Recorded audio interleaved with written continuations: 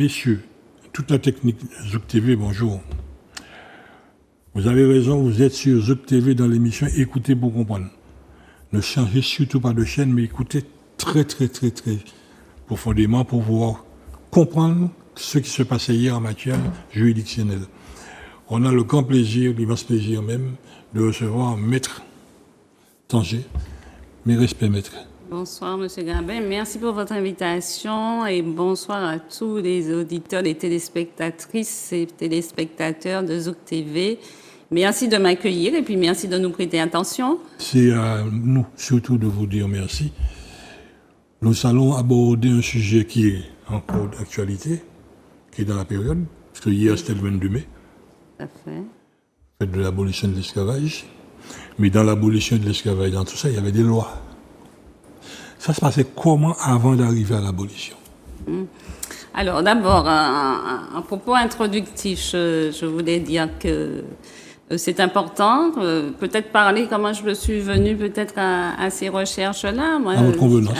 Tout simplement parce que j'estime que nos aïeux, ils ont beaucoup souffert, ils se sont révoltés, ils ont payé de leur vie pour que nous puissions bénéficier d'une société meilleure, nous les descendants, ce qui se fait, on bénéficie d'une société meilleure et d'une vie meilleure que celle qui a été la leur, et que j'ai toujours estimé que je leur devais de rendre hommage à ces sacrifices-là.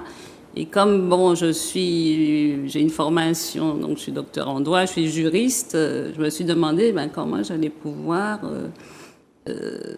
parler aussi du code droit, mais je ne suis pas historienne non plus. Je ne suis pas une historienne de l'esclavage, mais j'ai choisi cette petite branche-là qui est dans mon champ de compétences pour pouvoir en parler. Et le hasard a fait que je me trouvais donc à la cour d'appel de Fort-de-France. Alors c'était l'ancienne cour d'appel à Tartanson.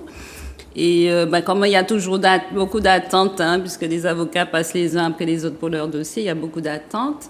Donc il y avait une toute petite bibliothèque vraiment dans un recoin. Et j'ai découvert des revues de jurisprudence anciennes.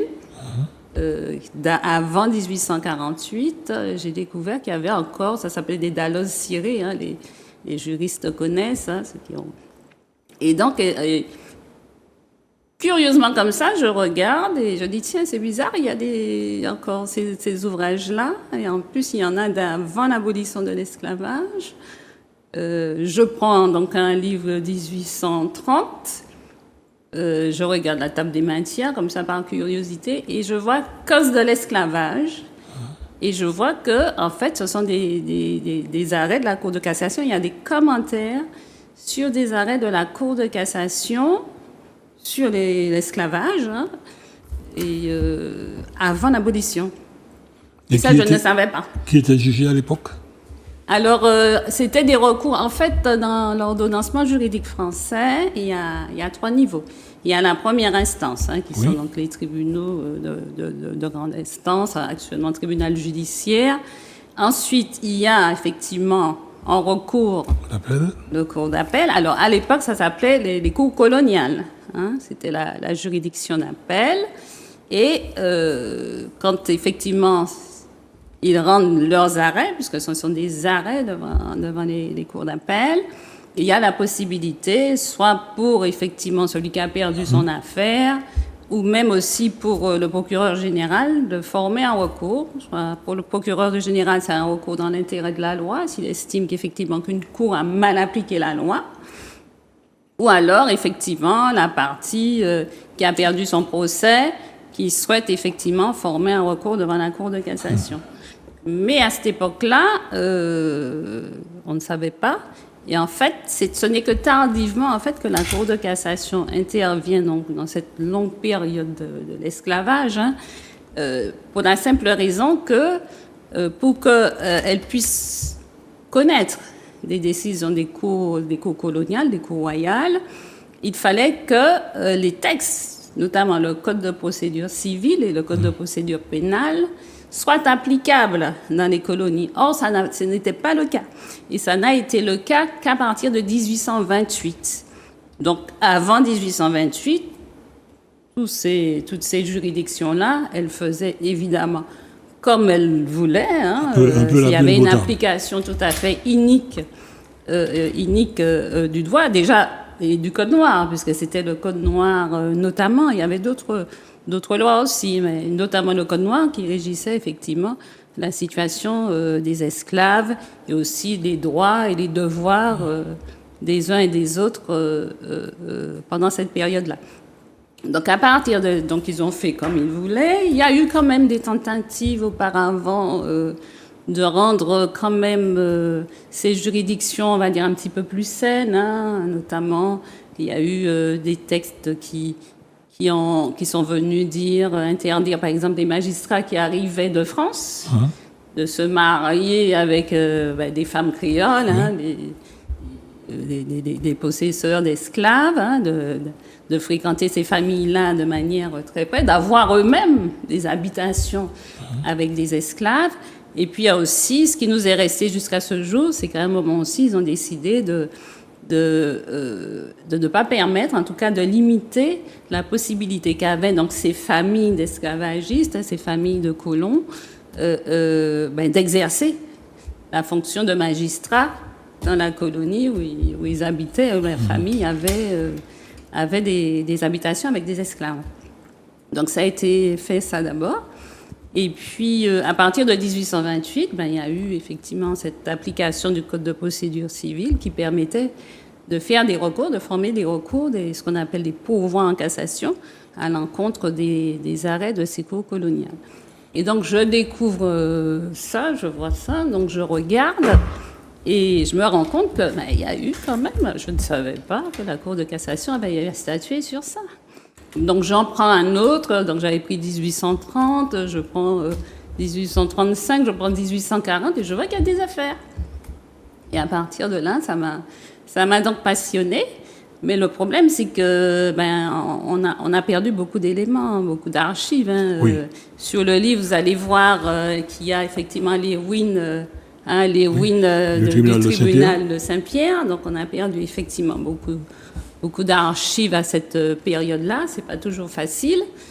Et donc l'idée m'est venue, comme j'ai vu que ça concernait la Cour de cassation, en fait. J'ai été un petit peu au culot.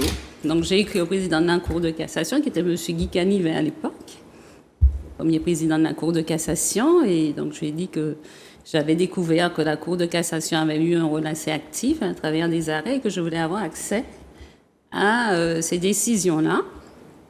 Et j'ai eu une réponse tout à fait positive et même assez rapide. Il m'a même reçu, donc j'ai été reçu quai de l'Horloge pour présenter cela. Il m'a présenté effectivement la personne qui s'occupait des archives de la bibliothèque, et c'est comme ça que j'ai dû passer. Alors, comme je travaillais quand même, hein, mon mois de juillet et mon mois d'août, j'ai passé donc ces 2 mois-là à la Cour de cassation, aux archives, dans leur bibliothèque, où j'ai été reçue de manière vraiment très cordiale.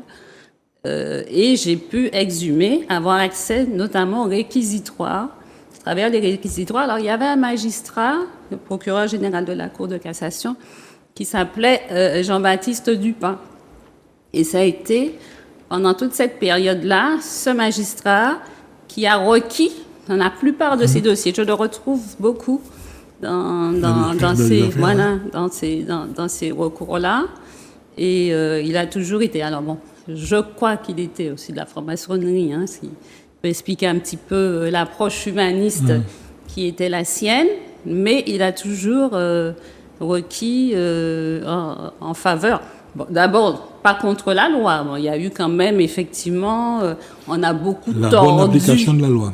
On a cherché aussi à tordre un petit peu les dispositions du Code noir, à les interpréter, en fait, pour pouvoir faire sortir le meilleur côté. Parce que c'était quand même un exploit de se baser sur un Code noir qui avait pour objectif, hein, et qui comporte des dispositions quand même assez glaçantes, on va dire. Le nombre de coups de fouet, à quel moment on doit couper un jarret ou une oreille, c'est quand même assez glaçant de penser qu'il y a une part de l'humanité qui a pu déconsidérer l'autre de manière aussi ignoble, hein, et je crois qu'il n'y a pas d'autre mot. L'esclave, c'était un objet à l'époque. Tout à fait, et d'ailleurs, le Code noir, c'est marqué, il était un bien meuble, hein, en même temps un bien meuble, mais qui avait accès au baptême. Alors, il était à la fois, effectivement, dans une est-ce qu'une personne, à la fois, il avait quand même des éléments de personnalité, puisqu'on lui reconnaissait des droits. Mais en même temps, effectivement, c'était un meuble qu'on pouvait vendre, qu'on pouvait léguer dans le cadre d'un mariage, une donation, dans le cadre d'une succession, héritage. On pouvait éliminer à volonté. Et malheureusement, alors le Code noir ne prévoyait pas ça, hein, qu'on pouvait éliminer à volonté. Mais dans la pratique, c'est ce qui se faisait. Et alors je sais que c'est polémique, ça ne plaît pas toujours de leur dire, mais c'est vrai que d'un côté, effectivement, c'était assez, effectivement, je vais dire, déshumanisant. Déshumanisant de dire que l'esclave est un meuble, voilà comment on doit gérer ce meuble.